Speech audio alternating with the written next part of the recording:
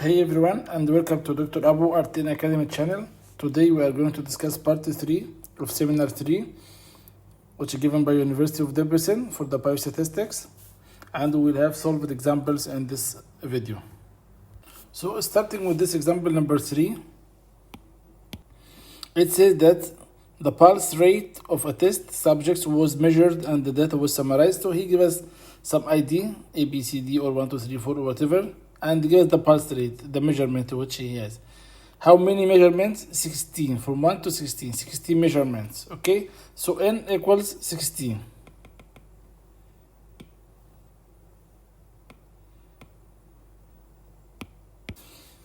So he said that here, data summarized into 16 items, and they give us the readings, okay, of each one of them. Define class interval. He wants me to define class interval. So he wants me to group them into groups, categories. For example, from 50 to 60, this reading, from 61 to from 51 to 60, from 61 to 70, from 71 to 80, and so on. Okay, so I have to put them into groups, and the frequency in each group. How many within this group? How many within this group? How many within this group? This is called categorize them. This is the question itself. So how to find these classes? I want to group this data, but first of all, I want to know this data. What is the range? The difference between the minimum and the maximum number. Is it 100? It is 20? It is 30? So I have to find the range first. Then I have to put them into how many classes, how many groups. Is it 5 groups or 2 groups or 3 groups? Sturge row, or commonly we use between 5 to 10 classes. This is a reasonable number. Could be 3, could be 4, could be 5, but 3 and 4 in these cases. But mainly we use between 5 to 10. It could be in some cases 20 if it is 100 readings or 100 measurement or 100 observation or 200 or 300. Could be up to 20 or more than 20, but it will be more detailed. So it will not give us the required summarizing or conclusion mean. But if the data is grouped into 2 small number of groups, for example, I group them in 2 classes, it will be easy to visualize, easy to see, but I don't have enough detail. So I can put the data, for example, let me just draw something here. I'll erase it later.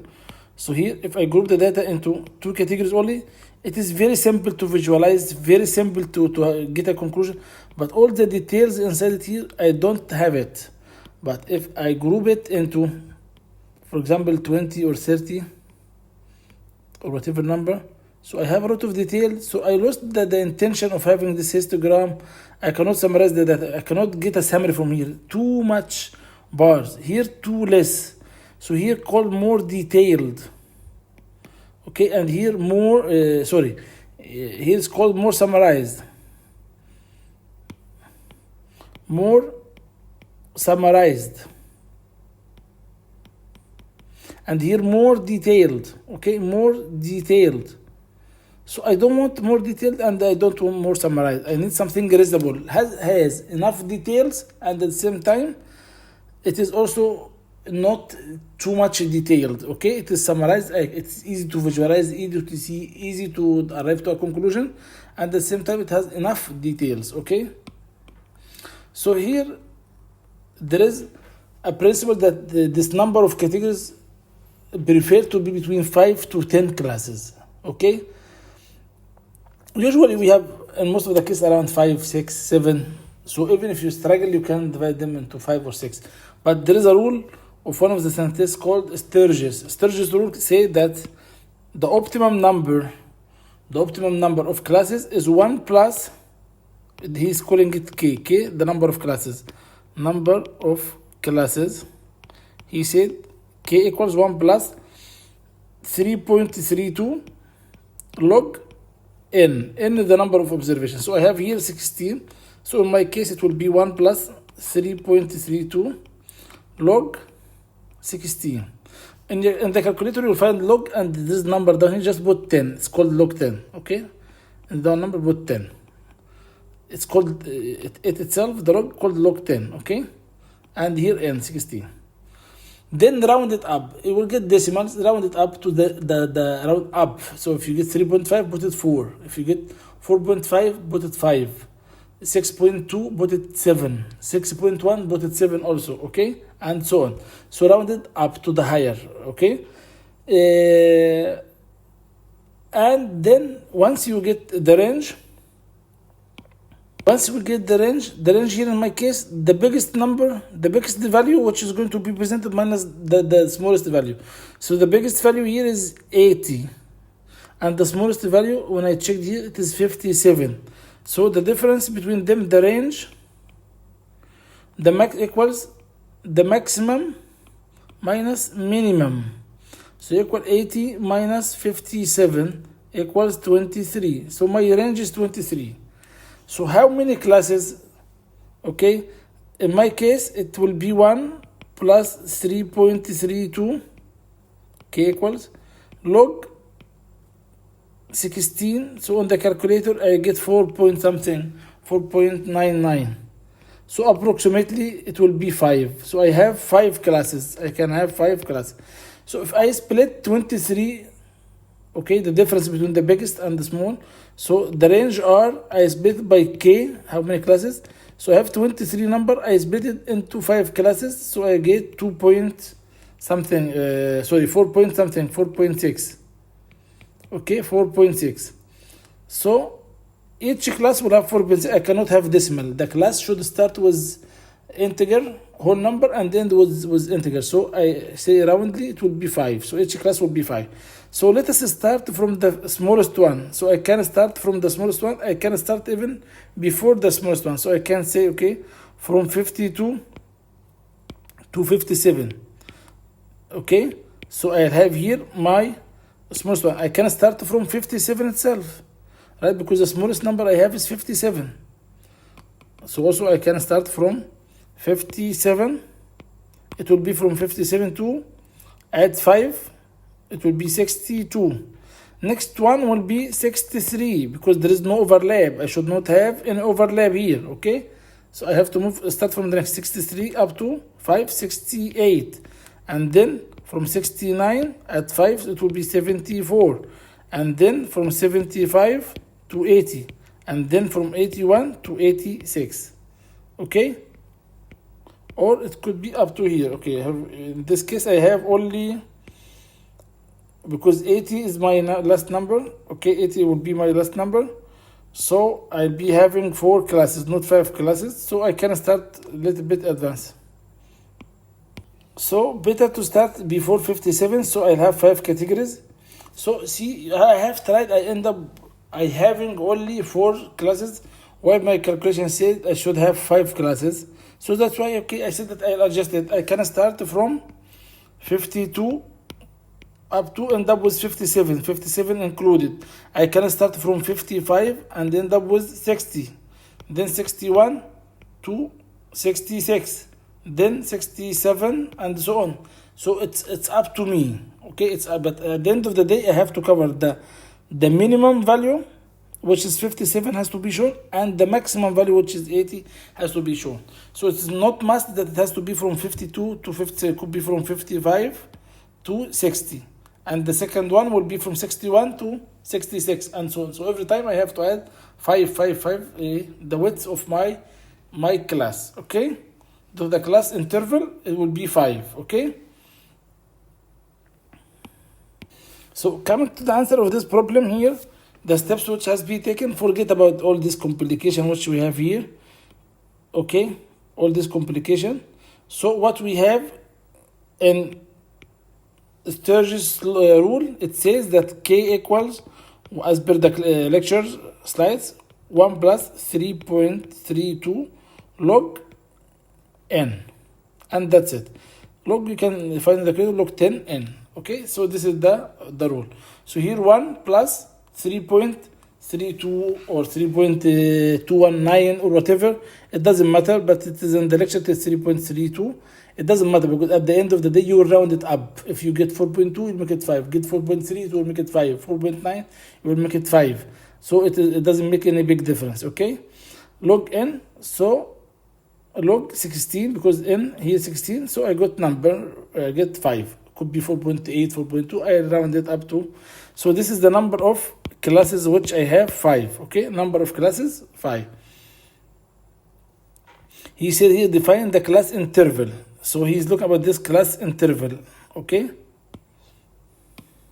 which should represent that. So the class interval has some properties. It has to cover the minimum value, which already covered 57. Okay, the maximum value, it is covered.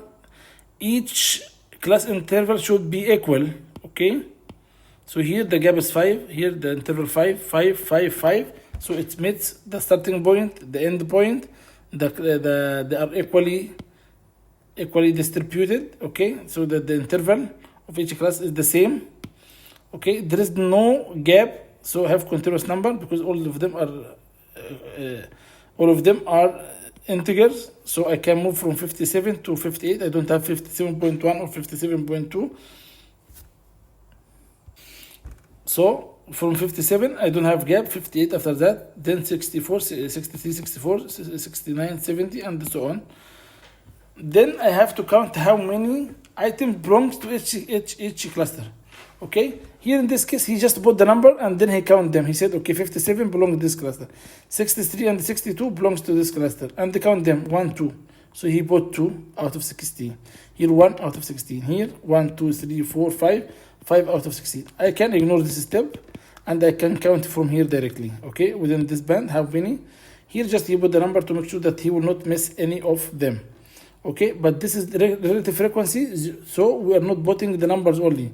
We are putting the frequency. Okay, relative frequency. The number, relative means divided. Okay, the number 1, here counts 1 divided 16. Here 1, 2, 2 divided 16. Here 1, 2, 3, 4, 5, 5 divided 16. Because the total number is 16. Then I have the cumulative frequency. Cumulative frequency, the first one will be the same. The second one, okay, I have this one. Okay, let me erase this. Okay, so if I want to get this cumulative, I have to take the new one plus the last cumulative. I get this one. If I want to get this cumulative, the last one plus the previous cumulative, so I'll get this one, and so on. Okay, so how I get k, the number of clusters, or the number of classes, 1 plus 3.32 log n. Okay, so now I got n. I know that there are 5, k equals 5, which is fine. So I got the range r equal maximum minus minimum, which I got 23. I said okay, so the width of my gap will be 23. This 23 has to be distributed over 5 ranges. Over 5 it will be 4.6, so almost 5. So my range will be 5. So as you have seen, I have tried before to use one arrangement, but I end up with 4 clusters only covering the whole range. So just a little bit shifted. So I can start from 52. As you can see, 52 to 57. I can start from 50 to 55. It doesn't matter. As far as the range, it covers the minimum and the maximum. Okay, and the interval is constant in every class. Okay. So here 52 to 57, 50. Then the next one 7. I cannot repeat 7 twice, otherwise it will be overlapping. Okay, 58 to 63, 64 to 69, 70 to 75, 76 to 81, and I put them in the categories and count them, and then end up with the relative frequency of everyone and the cumulative frequency as well. In this example, the test scores achieved on a test were investigated in a sample. The following table summarize the percentile. Percentile means the percentage, 10%, 20%, up to 100%, starting from 5% up to 100%. It's called percentile, okay? And the score 1, 5 up to the last value of the scores, okay? So the question here, read the median, the Q1, Q2, and the Q3 values from the table. Q2 always is the median, okay? So he said the median, and then Q1 and the Q2 and the Q3. Q2 is the median, which is 50%, okay, at 50%, and then Q1 is 25%, and the Q3 is 75%. So come at 50%, this is the Q2. So what is the value of Q2? It will be 30. Okay, this is Q2 equals 30. If you can see here, Q2 equals 30. Q1 will be equaling 20. Q3 will be equals 41. And only because they are in order, if we look at the scores, they are in order, okay? So the median will be Q2, okay? So the median and the Q2 will be the same. It will be 30. Then the second question, what percent of the values lie in the range between 16 and 33? So this is 16, score 16, and this is score 33.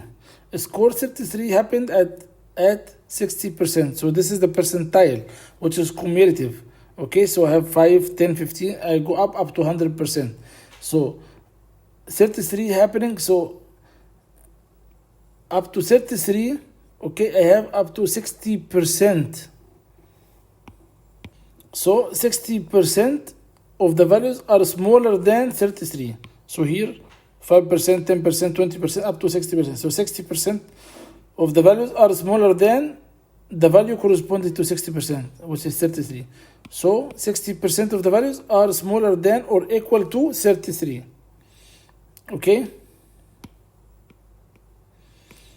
So what about 16? This means that 20% of the values are smaller than 16 or equal to 16. Smaller than or equal to 16. In this problem, he was little more specific, and he says here that to be more specific.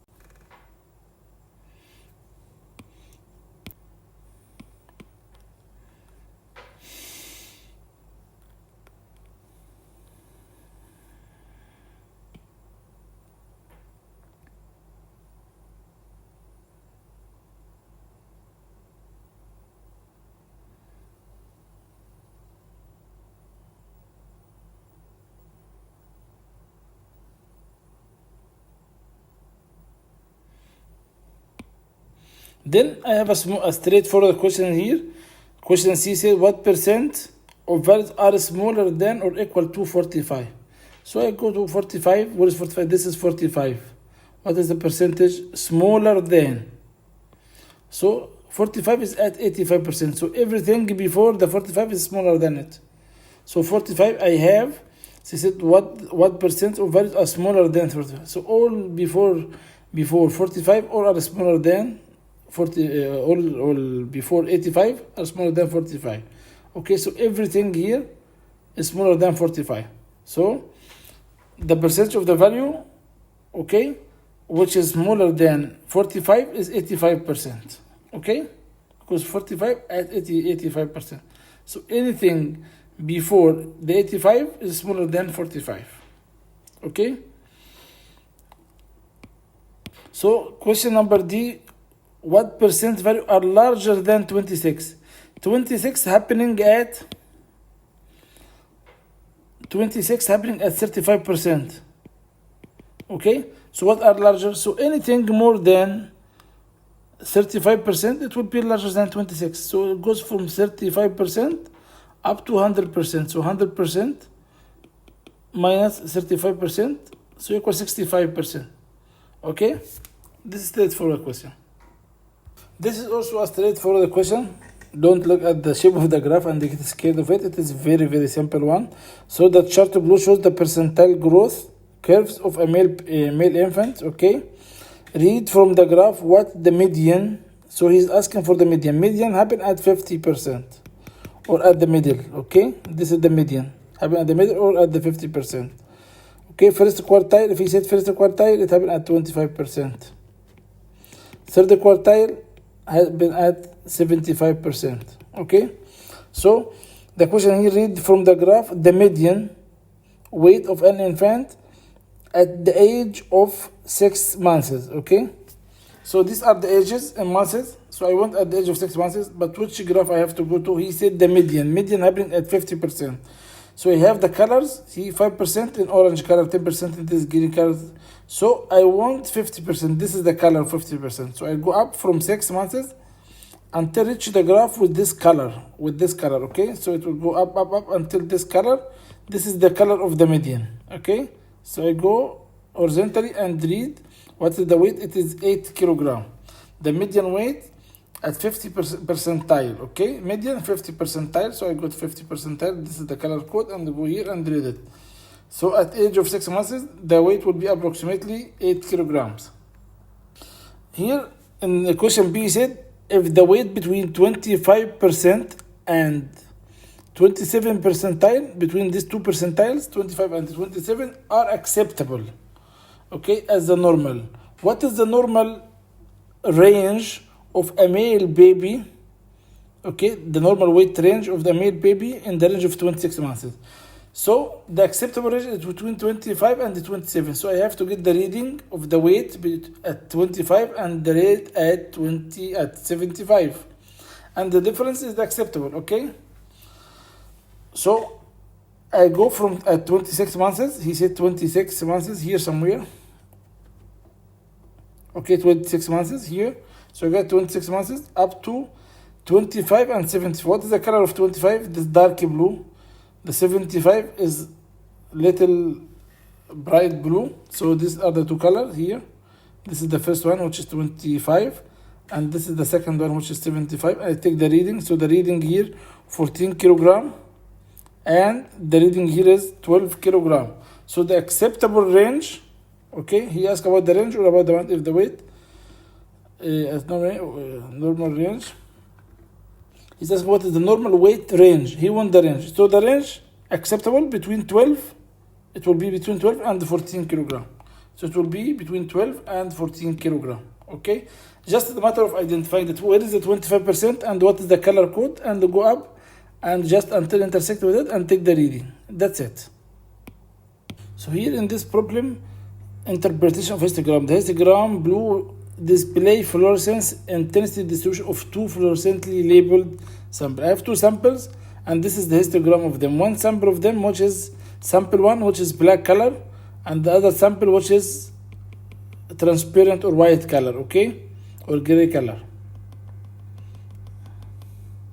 Okay, so if you concentrate or focus here, you will find that we still have some white histograms within the black. Okay, here also we have white, and we have black up to here only. Okay, so the question here, the mean intensity of which sample is higher. The mean intensity. The mean intensity, it doesn't mean which one is higher. So if the number here is higher, this is the biggest one, it doesn't mean that it will have the mean intensity. The mean is not the biggest in this one. In the histogram, it is not only the number of people. So here I have the frequency or the number of people. I have 10. Here I have 10. I have here 20. Okay. But if I want to get the total number, so I have here, this is an area. Okay, I have to get the area. So the area is, I have up to 10 people, but within this wide range. If we look at the two examples which I just drawn here now, I have two histograms.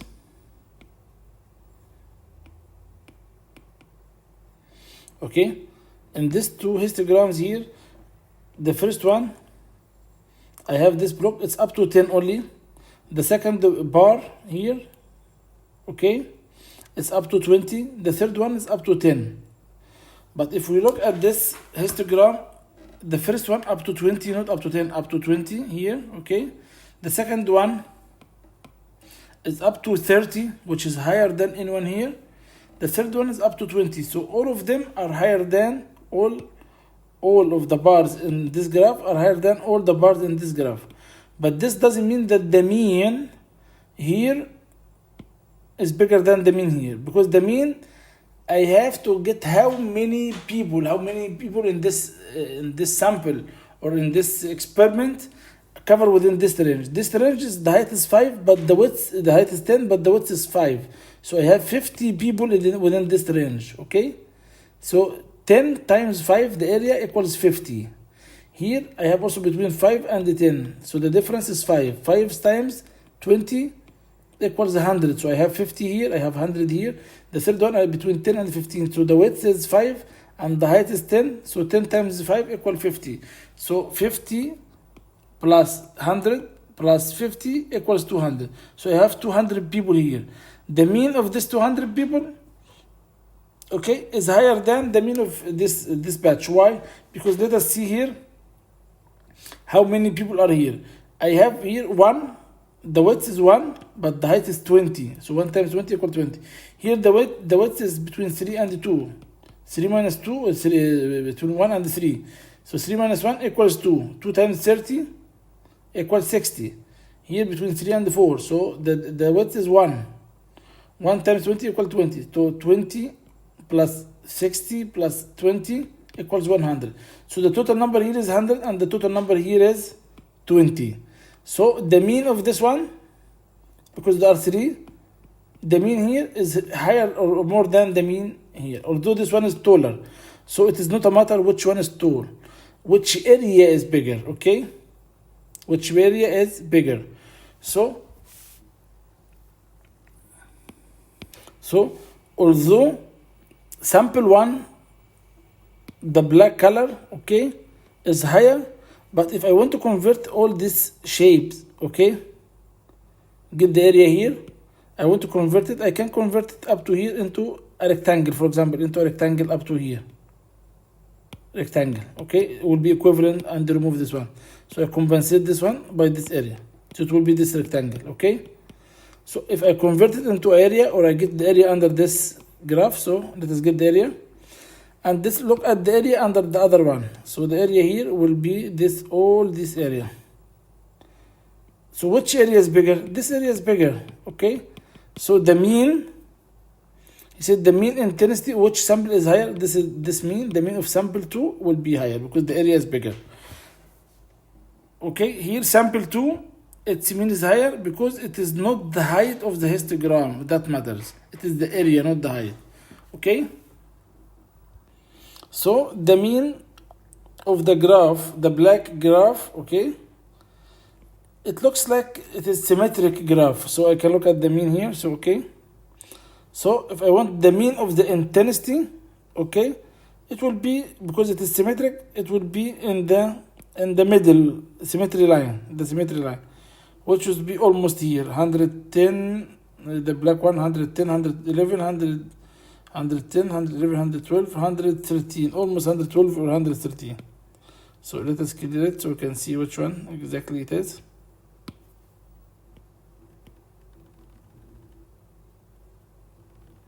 So what is the mean intensity of the sample? The mean intensity, this is the fluorescence intensity.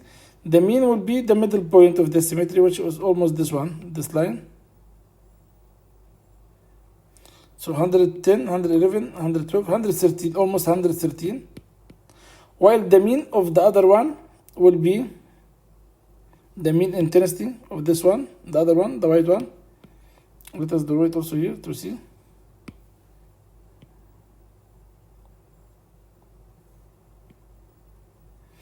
It will be the symmetry line, which is almost this one.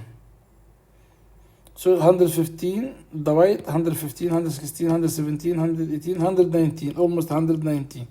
Okay? So the mean, which mean is the bigger, higher, the mean of the white one, sample 2, its mean is higher. So what is the value here? 113. The second question. Read approximately the mean of the two distribution from the histogram. So the first mean here will be 113. And this one will be 119. Okay?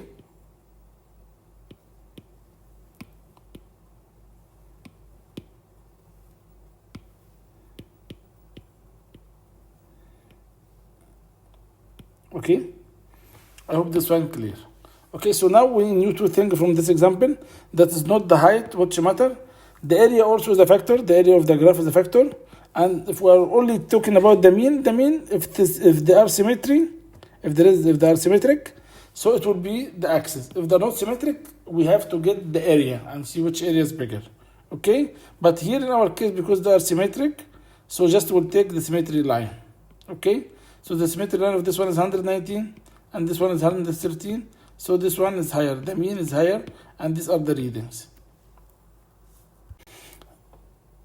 In this example, it is almost the same. The histogram blue displays the fluorescence intensity distribution, the mean intensity of which sample is higher. So let us look at this one here. So both are having the same graph, so starting from the same point almost here.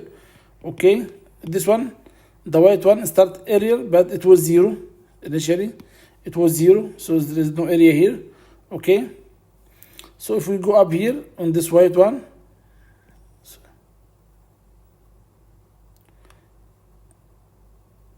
so the white one is almost the same area of this one, except this part.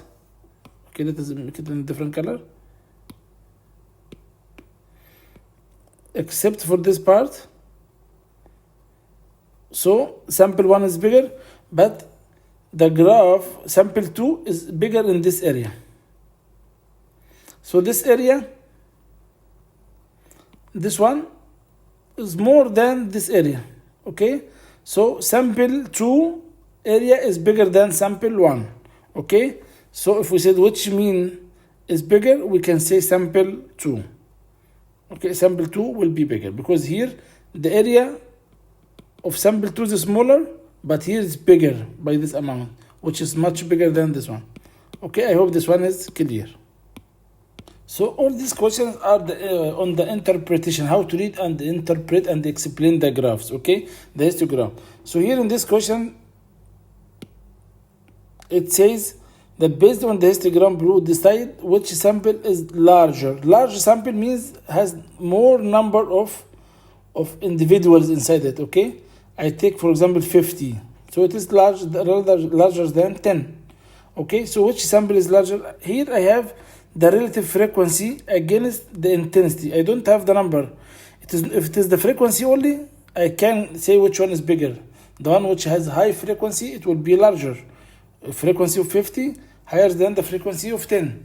But this one has the relative frequency. Relative frequency is like a percentage. Okay, so for example, if you have 10, but your sample is 50, so 10 divided 50 equal 0.2.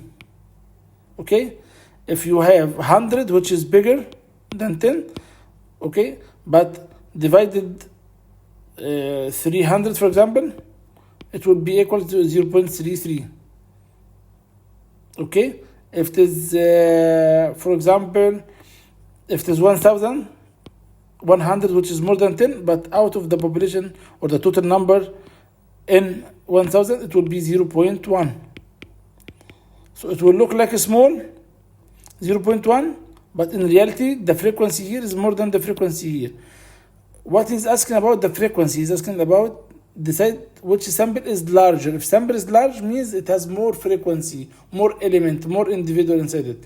Here I have the relative frequency, so I cannot judge on it. Okay, because I don't know what is the number, the total number, and what it is. So this is the percentage. Percentage of what? So I've said someone got 90%, and the other person got, for example, 90% or 70%. 91 scored 90 and one scored 70%. So which one got the higher mark? I don't know what was the mark of the exam. Maybe someone got 100 mark, but out of 200. The other one got 200 out of 300 or 400. So I have, this is a percentage. I can compare percentage to percentage, but I cannot compare based on the percentage. I cannot decide what is the number unless if the two are the same samples. Okay. So here the relative frequency, I cannot get what is the frequency. I have the relative frequency. So the normal frequency, you say, for example, for red you have 5, frequency is 5. For green, frequency is 10. But for relative frequency, you'll say 5 over 20, for example. 10 over 20, for example. So you get a percentage. here you can see which one is bigger. This frequency is bigger than this frequency. The range, you can determine the range from the frequency, but from the relative frequency, it is a percentage. You cannot use it to arrive to the which sample is larger. So here we cannot. Okay, so relative frequency cannot be used. That's why the answer here is impossible to tell which sample is larger. Okay, which sample has a bigger number of individuals. Since relative frequency are plotted, it's not frequency. It is relative frequency. Okay. The second thing, if all elements in both sample 1 and sample 2 are displayed in the histogram above, what is the sum of relative frequency? As I said, that if I have one of them 5/20, the other one is 3/20, the third one is 10/20, the last one is 2/20, so the sum of them will be 20/20, must adds up to 1. Okay, 20/20. So the sum of the relative frequency, if I have all the elements, must adds up to 1. Okay, and this is the question here. Here, if all the elements of sample 1 and sample 2 are displayed in all of them. Okay, so all the percentages should be here. So it must add up to 100% or 1 complete. What are the sum of the relative frequency? So relative frequency, the sum of them will be 1. Of both sample 1 and sample 2, because he said sample 1 and sample 2, the two sample, all their all the data or elements are displayed. Okay, so 1 for both of them, it will be 1. Relative frequency equals 1 for sample 1 and for sample 2.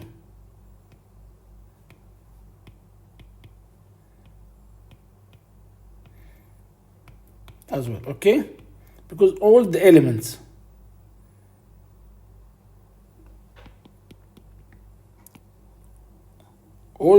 okay. So here in this graph, again coming to the area, the question of the area, interpretation of the graph based on the two histograms below.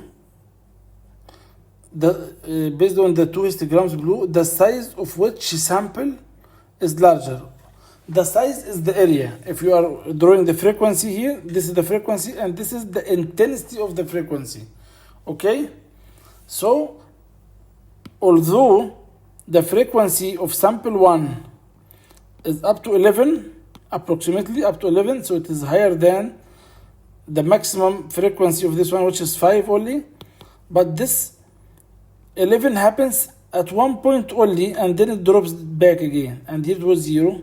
So here it was 1 for a small area, but if we look at the white graph, okay, the white dotted graph, it covers big area, very big area. It is a small frequency, but it remains for long time. So if I keep giving you $5 for 10 days, $5 for 10 days, so you get at the end of the 10 days $50. Or if I give you $25 for 1 day only, so $5 over 10 days, you will get more than this. This is the same thing here. I have less frequency, but long duration. Okay? So the area called the size of the sample. Okay? So the size of the sample is the area. And no need to do any calculation. It is very clear that the area of this one is smaller than this area. Okay? So sample 2 area is bigger, so the sample 2 is larger. So this is a simple and direct example here. It gives us the clinical investigation researcher studied 13 positive patients. So I have 13 patients were treated. Actually, not all the details and the heading of the problem are useful or helpful, because it is a biostatistics at the end of the day. Some of them may be helpful or useful, but it doesn't mean that you have to understand every and each thing here, or the type of the medicine or the type of the treatment which we have. So 13 patients at the end of the day were found positive, okay, were under this investigation. A treated with high active therapy, okay, and they give the name of the therapy, highly active, HAAT.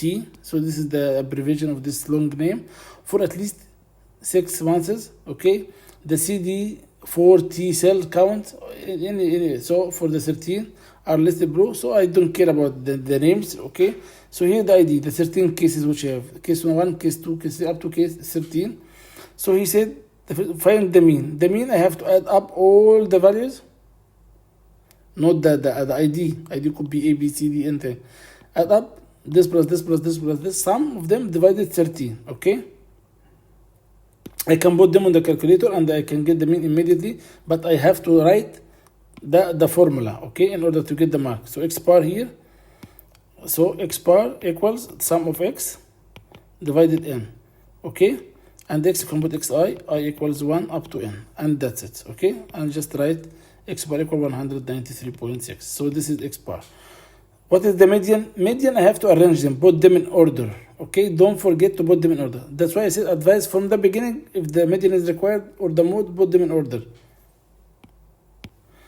So if we put them in order, these are the arrangement in ascending order. So what is the median? Median will be, how many they are? 13. So 13, so which number? 13 is odd number, so 13 plus 1 divided 2. Because I cannot divide odd number, equals 14 divided 2 equals 7. So the seventh number, 1, 2, 3, 4, 5, 6, 7. So this will be the median, okay? 205 will be the median, okay? Then if I want to get the interquartile, so how many items before the median? 1, 2, 3, 4, 5, 6. It has to be even. Because it was 13, I take one of them. So I should have 6 here, or I should have 6 here. 1, 2, 3, 4, 5, 6. Okay, so if I want to get the Q1 here, I have to divide by 2. 6 divided 2 equals 3. So I have 3, and the next one is 4. So item number 1, 2, 3, and 4. So these are the 2. I have to take the average of them, then get Q1. Here also, because they are the same number, so I have to count 1, 2, 3, and 4. Okay, after the median, 1, 2, 3, 4. So I have 2 after it and 2. So this is Q3. So I have Q1 and the Q3, and I have the median. He asked me here to get the median. I got the median, which is 205. What is the mode? I didn't see any number which is repeated, so I don't have mode. So no mode. Why no mode? Because there is no element repeated. All the elements are appeared once, displayed once. Everyone one time only. So there is no mode. Okay. If he asks, because there is no repetition, no reoccurrence, because there is no element repeated, or every element appears once. Okay, this is the why there is no mode. Every element appears one time. Standard deviation, I cannot get it by the calculator. Just enter the data and get S. This is a sample. This is not a population. So get S. Not sorry. Get S. Okay, not sigma. Get S from the calculator. Okay. Standard deviation. The variance will be S square. Okay. The CV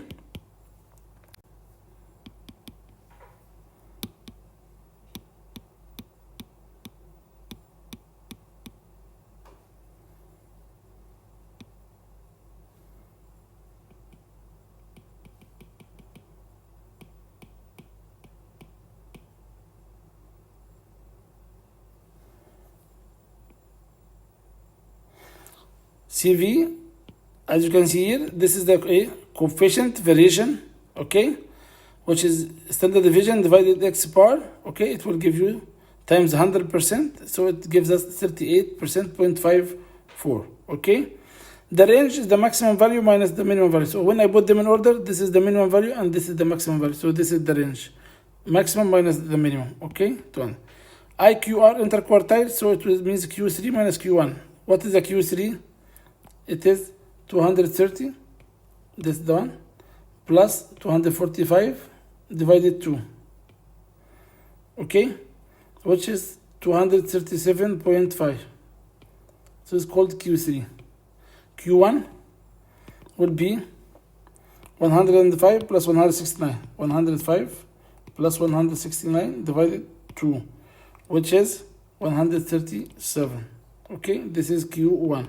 So the interquartile will be Q3 minus Q1. So 237 minus 137. So it will be 237 and the 137. The difference is 100.5. Okay. So this is the answer of the interquartile. So box and whisker plots, there are two ways to plot it. I can plot it horizontally or vertically. Here he's plotting it vertically, but I'll show you how to plot it in the two ways, vertically and horizontally. Okay, so I just drew my line, and I put what is my interquartiles. In order to draw the box and whisker plot, we have to identify this data: the minimum value, the maximum value, the first quartile, the third quartile, and the median. So we'll not start from 0. This is the minimum value on this line, which is 58. Okay, the maximum value, which is 313. Then the median is 200, and so let us assume here this is 50, for example. This is 50. Okay, 100, 150, 200. Okay, let me draw it again. So I draw here the line, so starting from 50 up to 350. So let us see what is our minimum. Our minimum is here 58. Okay, so this will be our starting point, 58. Then what is the maximum value? 313, which is almost will be here, 313. Okay, what is the Q1? Q1 will be 137. It will be almost here, 100. Q1 will draw a line. At Q3 we'll draw another line, 237.5, which is almost here. Okay, then so this is Q3 and this is Q1, because we are drawing the box between Q1 and the Q3. So this is Q1 and the Q3, and this is the minimum value. I put it here. And what is the maximum value? 300 and sorry, I drew it by mistake. Okay, undo. Okay, I'll connect the maximum value. So here, so this is the minimum value. This is which is 58. This is Q1. Q3 is 237. Oh yes, 237. Yes, not 300. Sorry, that's why. So here Q3 237. So I connect Q3.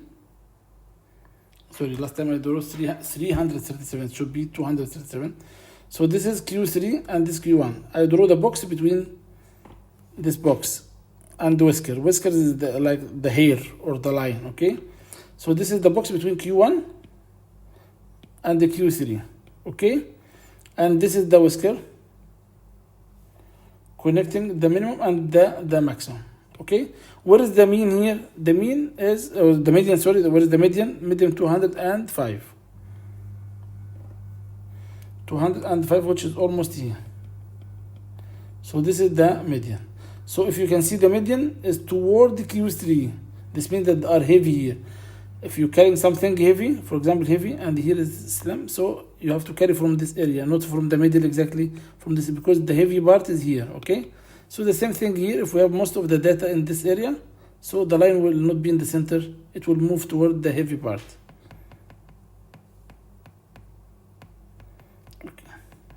Is this one? Okay. So this is the median. So this is the way how we are drawing it. So drawing the minimum, put one dot on the center line, we draw the maximum, put one dot, then draw both Q1 and the Q3 and draw big lines and to connect them. Then connect this from the center here, from the center of this line till the minimum, and from here till the maximum, and draw the median in between. Okay, we have to write here median. So here this is maximum, and here this is minimum, and this is Q1 and the Q3. Okay, this if we will draw it horizontally. If we want to draw it vertically, the same thing. So the first point here is 58. Okay, the Q1 is 137, which is almost here. Q3 is 237, which is here. So I'll connect Q1 by Q3. This called Q3 and this one called Q1. I'll connect this one here. So this is the minimum. And then what is the maximum? Maximum 313, which is here. This is maximum. And what is the mean? The median? The median is 205. So this is the median. Okay. So I hope this is clear. Okay. This is the same shape, but just it was expanded a little bit horizontally. It should be in this way. Okay. I hope this one is clear. So by end of this example, we have completed seminar 3.